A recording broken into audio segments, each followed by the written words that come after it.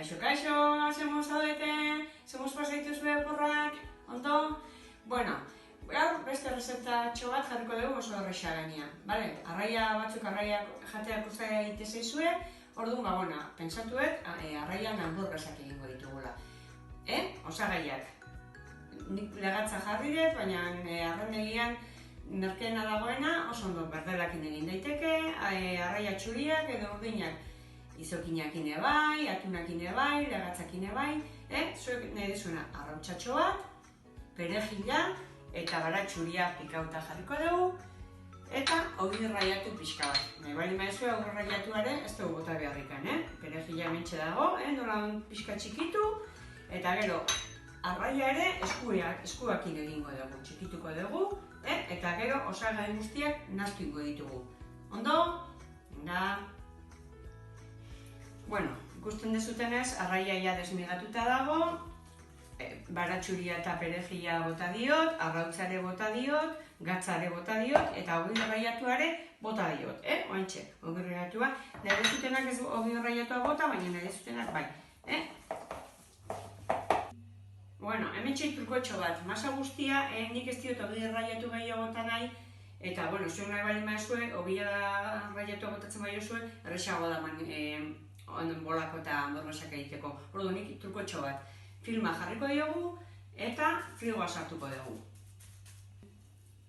Bueno, osgailutik atera ditugu atera dugu masa, badakizue osgailuan sartu dugula pixka gogortxoa goteko eta errexago forma emateko. Orduan ikusten dezutenez, hamburguesak egin ditut, badakizue bolatxoa egin eta gero pixka zapaldu. Olio pitxin bat jarri dut sartagian, nire labian ere egitea gustatzen zait, badakizue zuek ikastolako hamburguesak labian egiten ditugula, Bueno, zemuz azte, ondo atea da, eskurak sartu dituzue hor masan, bai, gustora? Bueno, orduan sartagian sartuko ditugu eta denak hor egingo ditugu.